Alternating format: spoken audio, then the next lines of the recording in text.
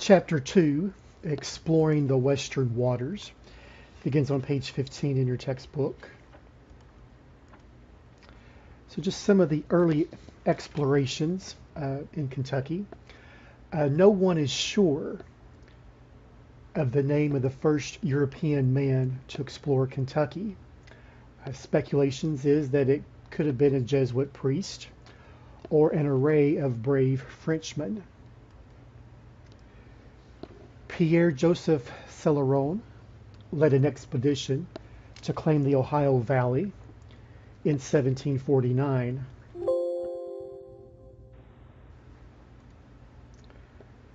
Explorers, as they arrived, found few tribes that were still living in Kentucky. In the 1750s, there were 2 Native American towns left in western Kentucky. One was Lower Shawnee, a town on the Ohio River in Greenup County. In 1751, it's estimated that approximately 1,200 people lived there, but floods would cause the residents to leave. The second town, whose name I'm not going to butcher, but I've got it there spelled out. The second town was located in central Kentucky. Indians would also abandon this town as well, and later it burned. So again, just some early explorations in Kentucky, different visitors, different explorers looking around. When Europeans arrived in Kentucky years later, they found no signs of Indians living here. And just the big question would just be why? Why would they not? Why would there not be any signs? And it's speculated, as some say, this is a historical mystery that has gone unsolved. Kentucky was known as a place of rich farmland with plenty of animals and an area where American Indians had lived for years. Oops, let me go back. Previous.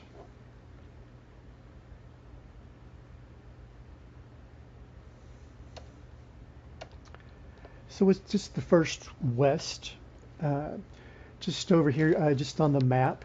In the early 1700s, most of the cities, towns, plantations, and farms were located in the Atlantic coastal plain region. So just along in this area. Few colonists had settled in the frontier or the back country. The frontier or the back country was the land between the coastal plains and the Appalachian Mountains. It was in back because of this settled land.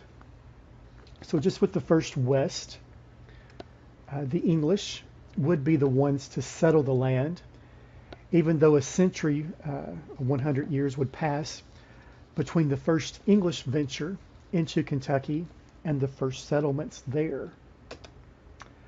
One reason for this delay had to do with, of course, geography. The Appalachian Mountains form a barrier between Kentucky and areas farther east.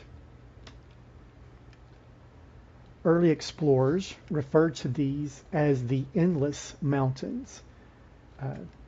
So again, they called the Appalachian Mountains the Endless Mountains because it took so long to cross them. Most people traveled around the Appalachian Mountains and arrived in Kentucky through the Cumberland Gap. And in the next few slides, we'll talk a little bit more about the Cumberland Gap. Another entrance into Kentucky was to go down the Ohio River on a boat. Most would get off at Louisville or Maysville, while others continued up the Kentucky River to central Kentucky.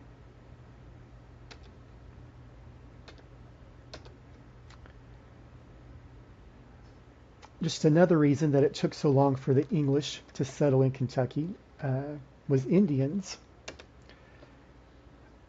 Conflicts between these two made Kentucky a dangerous place because as you're traveling down the river, up and or down the Kentucky River, you just never knew with where you stopped where Indians may be and where they may attack you.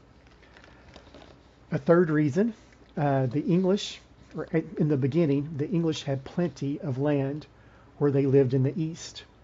Over time, more people came to America from Europe, and all of them wanted farmland to raise crops. So Kentucky just wanted that farmland. Owning land was just a sense of power, individuality, that you were in charge, that you were an important person.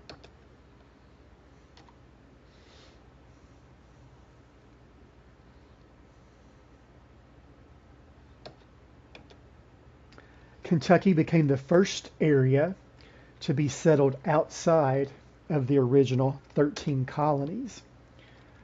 It would take people more than a century to go a few hundred miles inland from the ocean.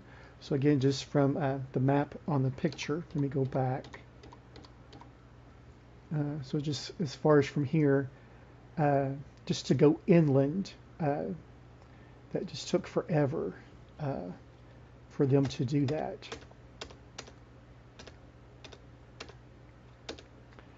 America's first step westward took place in Kentucky, and it would set the stage for later expansion. Kentucky became the first West.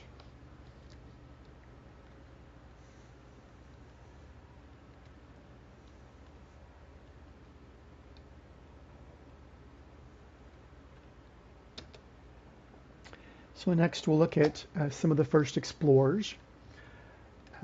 Again, just Englishmen explored Kentucky 100 years before Europeans would inhabit the area. A majority of them would leave no record of their visits. Some would carve their names in the bark of trees to show that they had been there. So some would just, again, carve their name in the tree, possibly put a date, some other sign along with their name that they had been in Kentucky. Long hunters would come to Kentucky to buy fur. Others came to look over the land so that later settlers would know where to find the best places. So just in a sense, they were just scouters, kind of scouting the best areas, the best land, the best farmland, the best land to grow crops. 1750s, Christopher Gist and Thomas Walker wrote down what they saw on their trips. In 1750, Dr. Thomas Walker discovered a pass through the mountains and named it the Cumberland Gap.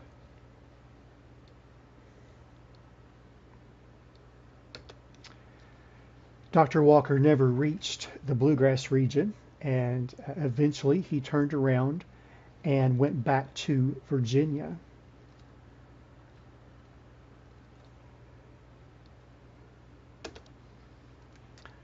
Christopher Gist came down the Ohio River, traveling through northern and central Kentucky before returning to Virginia. So now these two, again, I just came down at separate times, so they each just wrote down in their journal what they saw.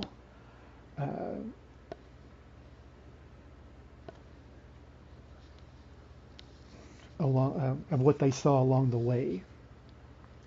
Would describe the land, describe the trees, the grass, the mountains, anything that was dangerous, they wrote down.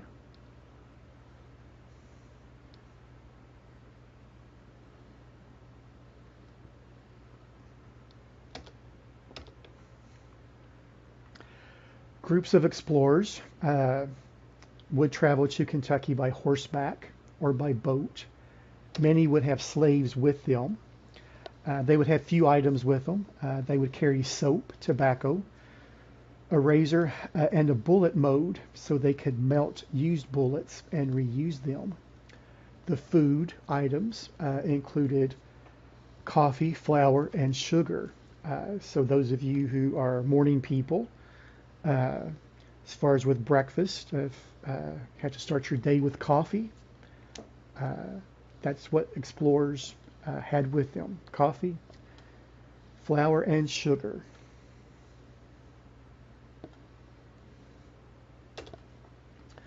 Once they found their way through the Cumberland Gap, they found level land for farms and streams that would provide water for themselves, the land, and their animals. As they started to share their stories, Kentucky started to have a magical appeal to it. More and more people slowly started coming to Kentucky. Just wasn't just as bad as they had perhaps heard. Again, just that farmland, the streams, was the most important thing for the new settlers and for those explorers.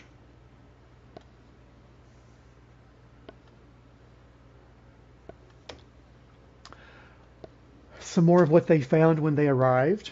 Early explorers would refer to Kentucky as a newfound paradise. They would call it a heaven on earth, or the Garden of the West.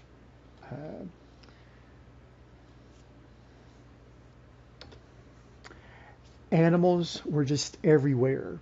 Buffalo herds numbering in the thousands roamed the Kentucky land. The buffalo created the first roads in Kentucky.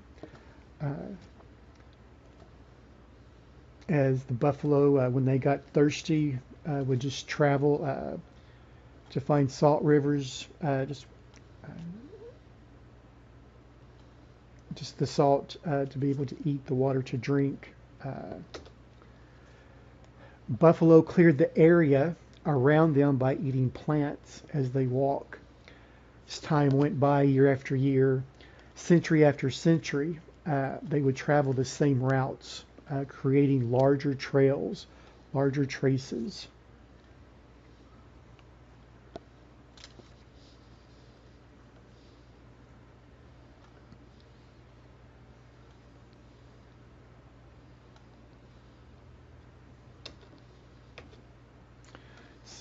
Kind of nice to know that they referred to Kentucky as a heaven on earth.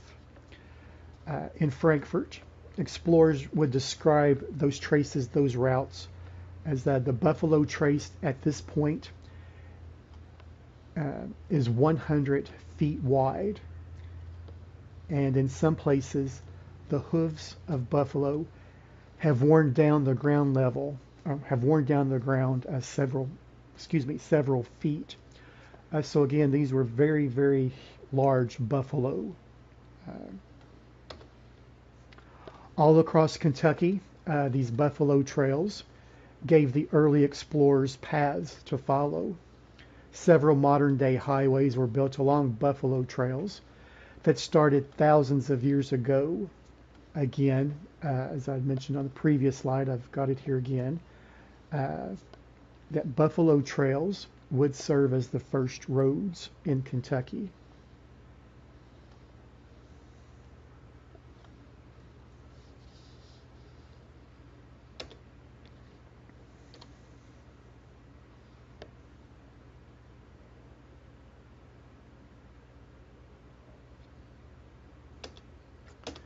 Coming into Kentucky, explorers, just some more information, they would walk several hundred miles if they came to Kentucky through the Cumberland Gap. For some, if they walked, it would take 1 month to make this trip. So if you can just imagine you not having a vehicle, no car, no bike, no horse, and if you just walked so many miles a day in order just to make this trip to Kentucky through the Cumberland Gap.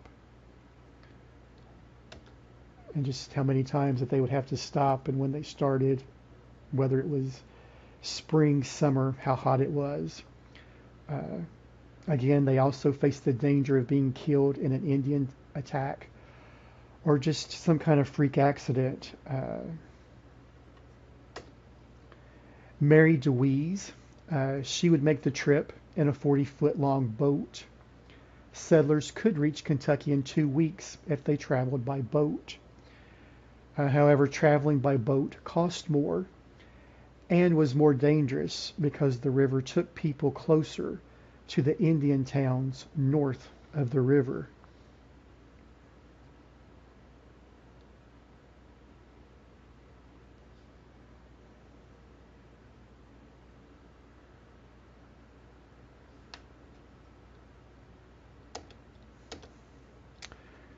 Going to Kentucky, for some, that meant that they may never see their families and friends again. So depending upon where they left, as they came over uh, overseas from Europe, uh, their family just may not have wanted to travel with them, or they may have been too old to travel, too young. Uh, it meant leaving a safe home for an unsafe one, as well as leaving an easy life for a much, much harder life.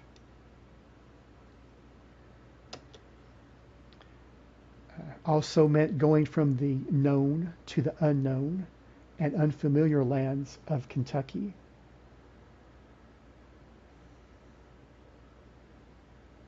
So also, if you can just imagine just leaving your house, and if you got a new job and you had to travel to a different country, just kind of just imagine uh, just how they felt. Some may have felt excited just for that new journey, to try something new, explore. However, settlers took the risk for the promise of a good and fresh start in a new place. They wanted to, they wanted a better life for themselves and for their children.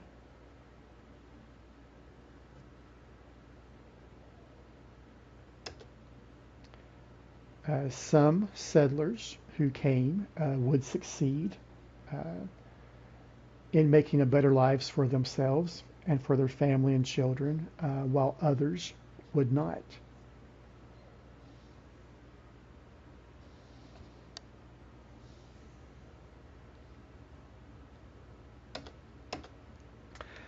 Not, excuse me, not all parts of Kentucky would be settled at the same time. First large groups settled around Lexington, Frankfort, and Louisville in the 1770s. By 1790, people began to live in eastern Kentucky,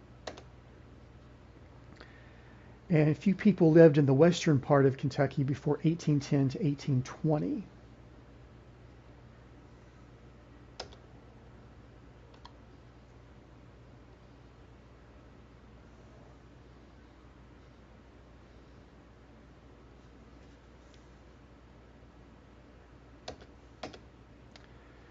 The first Kentucky frontier to be settled was in the central part of the Bluegrass. This would also be the scene of the bloodiest battle with Native Americans who did not want to give up the land. During the first 15 years of the English settlement in Kentucky, 73,000 people arrived. 1,500 of them would die in conflict, would die fighting the Indians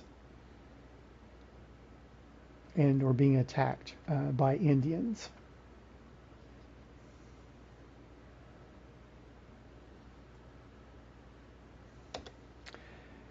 In 1 year in Louisville, 131 settlers were killed or captured by the Indians, which would represent 1/8 of the population.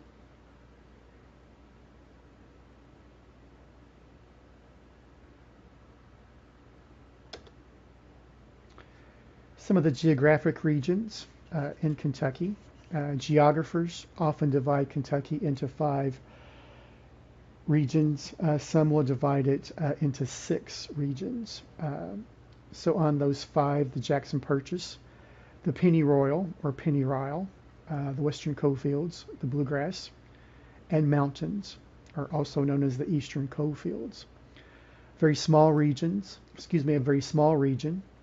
called the Knobs is also included in the Bluegrass. So first we'll look at the Jackson Purchase. It's the newest and smallest region of Kentucky. In 1818, 26 years after Kentucky became a state, former Governor Isaac Shelby and the future U.S. President, Andrew Jackson, bought the land from the Chickasaw Indians for the United States.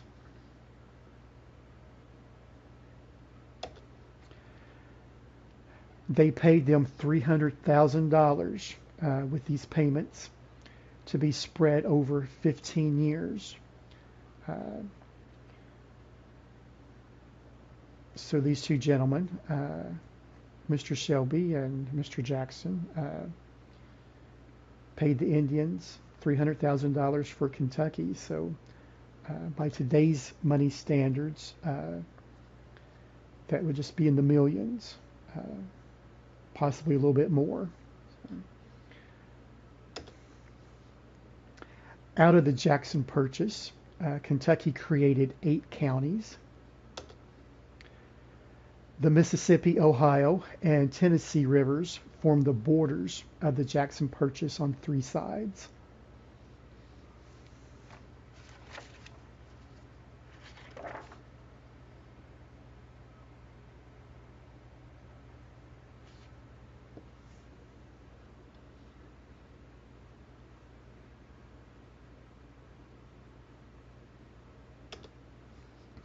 Within the Jackson Purchase, a very small piece of land is separated by the Mississippi River and can be reached only by going into Tennessee.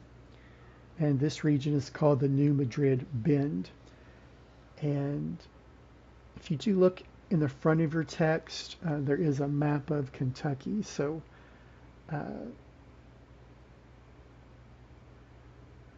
I believe it may be, I have to double check, but I believe it's Fulton County, as far as within this Jackson Purchase.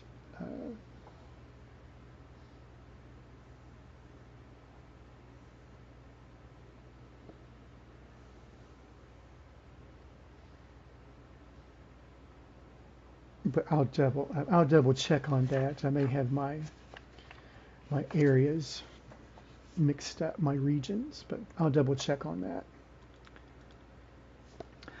The Jackson Purchase is the lowest part of Kentucky and has a lot of flat, fertile river bottom land.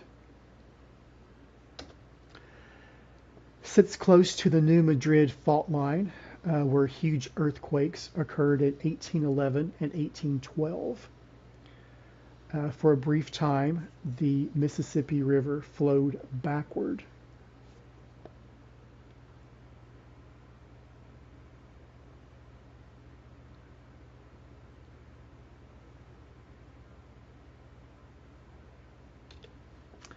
When the earthquakes ended, a new lake had been formed.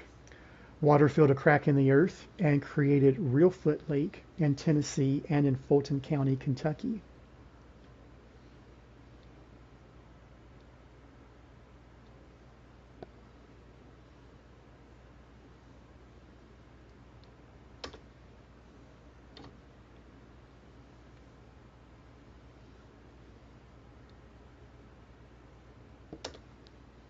The pennyroyal, it's the largest physical region of Kentucky named for a small plant. More than 1/4 of Kentucky's more than 1/4 of Kentucky's counties are in this region.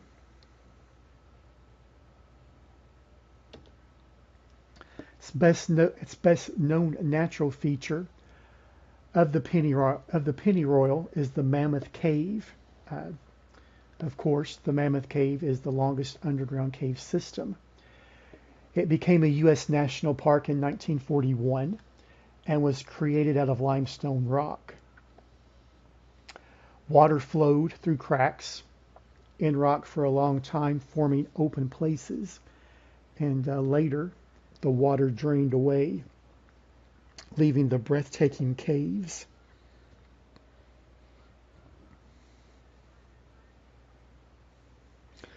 And I remember in the ninth grade, our class, we all took a field trip to the Mammoth Cave. Uh, we didn't quite explore as much as perhaps as we wanted to. I think it was just a very small area where we could see the stalagmites and the stalactites and the gift shop. Uh, but then years later, I went back and I was able just to see just a little bit more of it on another tour. So.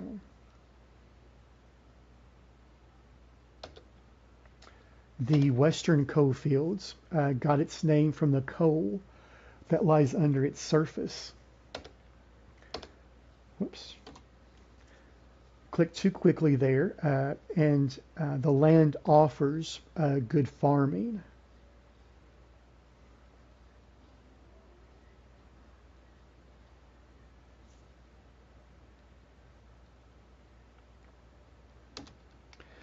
The bluegrass region. Kentucky is called the bluegrass state because of the bluegrass that grows. People brought the grass from England, and by the time Daniel Boone arrives, it had spread. And I have Daniel Boone's instead of Daniel Boone. So again, just by the time he had arrived, the bluegrass was growing. It's a good place for horses and cows to graze on. Has an abundant farmland, rolling hills, and deep gorges on the Kentucky River.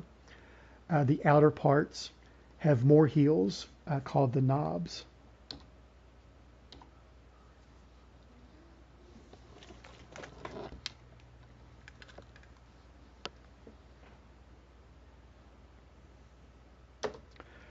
The mountain, also known as the Eastern Coal Fields. It's the largest in Kentucky. It's part of a mountain chain that stretches from Georgia in the south to New York in the north. The highest parts of Kentucky are located here. Not for sure how much traveling you've done in the state of Kentucky. So I've not traveled in this area, but the forest cover hills do not leave much level land in the hollow in the holler. Many state parks and a national forest have been created in this region because of its scenic beauty. Natural Bridge in Powell County.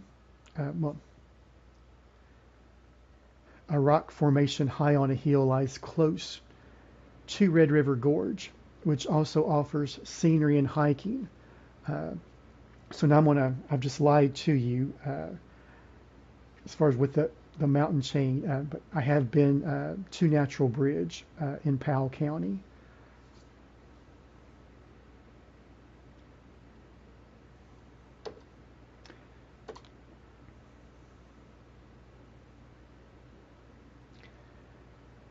And then just some quick pictures if you've not been to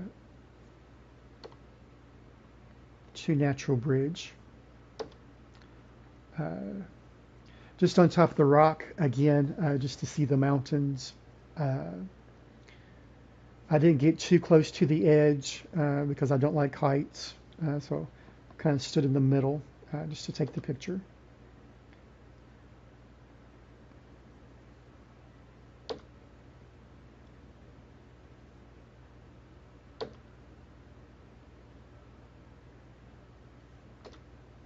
Oops. So again, just the different, some different views surrounding Natural Bridge. Forgot what this area, I don't know if it's like, I forgot what they called this crawl or this walk-through space.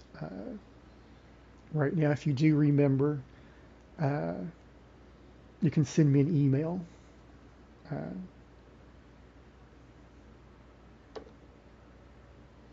And then just a view from under the bridge.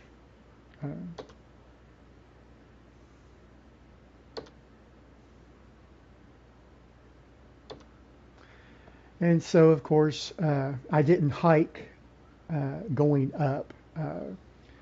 So I just took the chairlift going up. Went with some friends, and again, I don't like heights, so I just tried not to look down and just look straight ahead. But we did hike down. It kind of took just a little bit longer, though, than what I thought that it would take, but it was a very nice hike. So just make sure, again, that you do read chapters 1 and chapters 2. You may need to review the video lectures again. The quiz for chapters 1 and chapter 2 is now posted for you.